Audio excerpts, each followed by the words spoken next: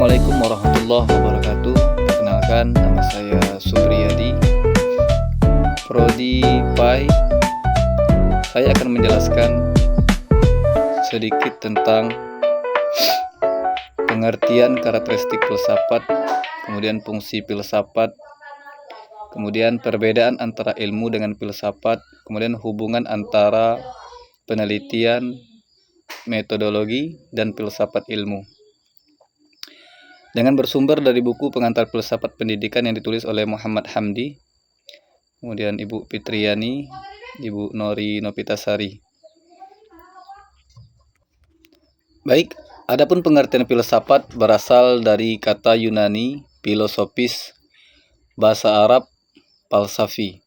Dalam bahasa Arab Yunani, kata filosofi itu merupakan kata majemuk yang terjadi dari philo dan sophis. Philo artinya cinta, dan sophia artinya kebijaksanaan. Bijaksana berarti pandai, tahu dengan mendalam, atau ingin tahu dengan mendalam. Jadi filsafat berarti cinta kepada kebijaksanaan. Voet Jawijatna 1978. Kemudian karakteristik filsafat. Filsafat 1. Filsafat menuntut penggunaan rasio yang tinggi kualitasnya. Kemudian filsafat menuntut cara berpikir yang radikal, tuntas sampai ke akar-akarnya. Kemudian filsafat merupakan ibu dari segala ilmu pengetahuan. Kemudian filsafat membuahkan kearifan. Kemudian filsafat menuntut kejelasan dan sistematis. Kemudian nilai atau norma merupakan salah satu objek filsafat. Kemudian salah satu bagian esensial dari filsafat adalah spekulasi atau perenungan. Filsafat menuntut kegiatan merangkum, membuat garis-garis besar dari masalah-masalah dan peristiwa-peristiwa yang pelik dari pengalaman umat manusia. Jadi, berfilsafat merupakan salah satu kegiatan umat manusia, di mana manusia akan berusaha untuk mencapai kebijaksanaan, mulai dari cara berpikir maupun berperilaku secara radikal, sistematis, dan universal. Kemudian fungsi filsafat. 1. Filsafat merupakan suatu sikap terhadap hidup dan alam semesta. Kemudian filsafat merupakan suatu metode berpikir reflektif dan tilikan dengan logika secara mendalam, hal yang menyeluruh akan segala permasalahan dengan memperhatikan hubungan antara bagian-bagian yang direnungkan. Kemudian filsafat merupakan suatu kelompok masalah. Filsafat merupakan suatu kelompok teori atau sistem berpikir. Jadi fungsi-fungsi tersebut merupakan akumulasi implementasi dari sosok manusia sebagai bahan pengambilan keputusan dalam melakukan suatu tindakan dalam rangka mengambil keputusan yang arif, bijaksana. Diperlukan tindakan yang tepat, maka kita membutuhkan filsafat. Kita akan menetapkan benar-benar salah, baik, buruk, indah atau jelek, untung atau rugi. Disinilah diperlukan standar penilaian untuk pengambilan keputusan yang arif dan bijaksana dalam rangka untuk mendapatkan atau mencapai hal secara adil, bijaksana, sesuai dengan harkat manusia sebagai pribadi, anggota masyarakat, dan insan bereligi. Baik, kemudian perbedaan filsafat dengan ilmu. Sebagaimana Rahmat menyatakan sebagai ilmu berhubungan dengan lapangan terbatas sementara. Filsafat berhubungan dengan keseluruhan pengalaman untuk memperoleh suatu pandangan yang lebih komprehensif tentang sesuatu.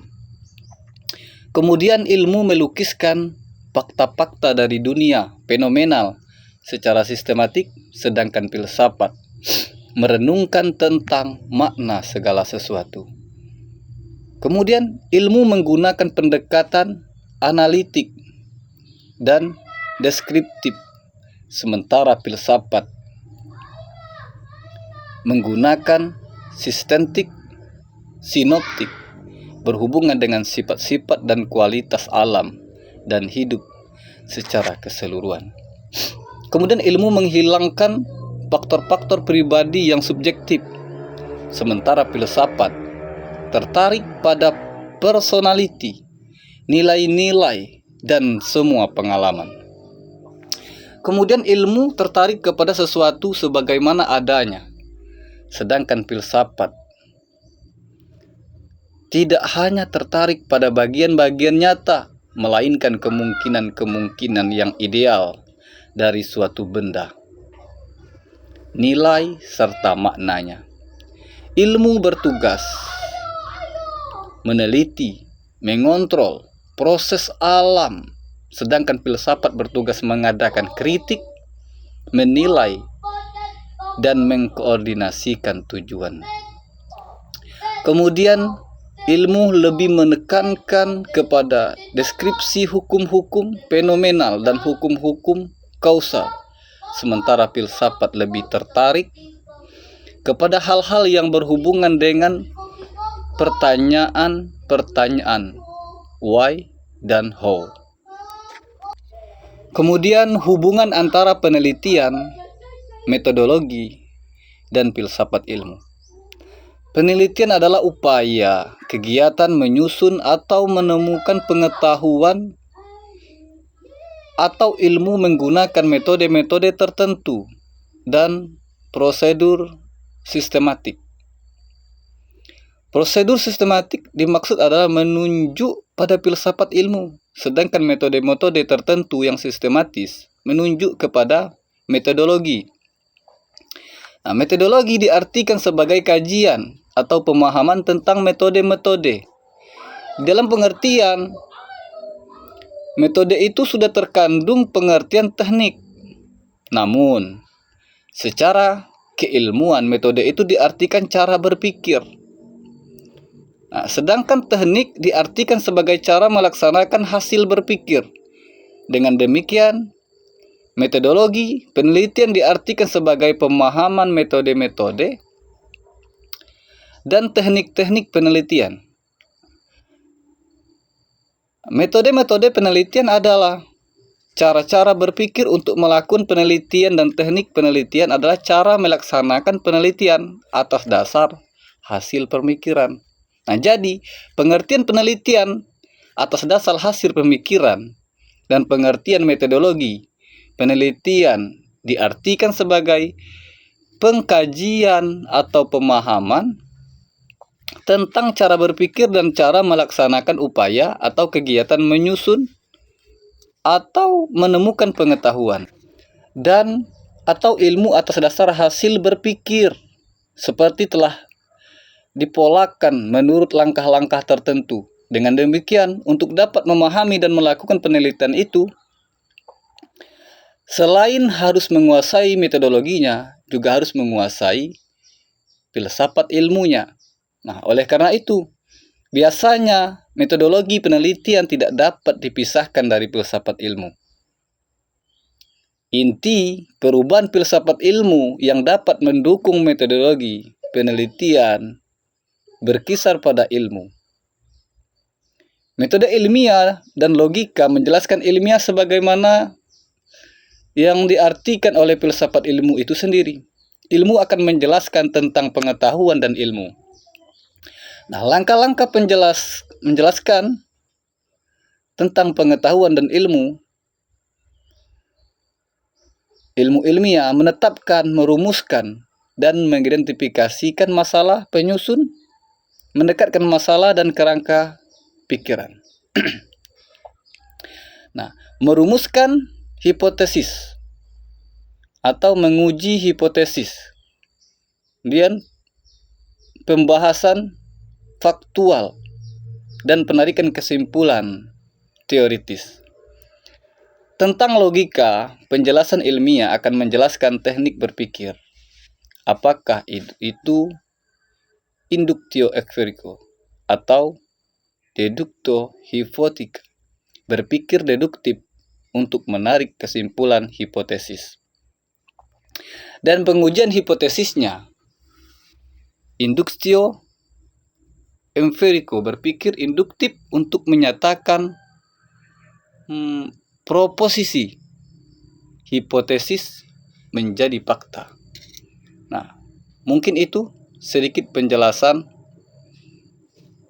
dari saya tentang pengertian, karakteristik filsafat, kemudian fungsi filsafat, perbedaan antara ilmu dengan filsafat, hubungan antara penelitian metodologi dan filsafat. Mungkin hanya itu yang dapat saya sampaikan untuk MK mata pelajaran filsafat. Saya akhiri, wallahul muwaffiq ila aqwamit thoriq. Wassalamualaikum warahmatullahi wabarakatuh.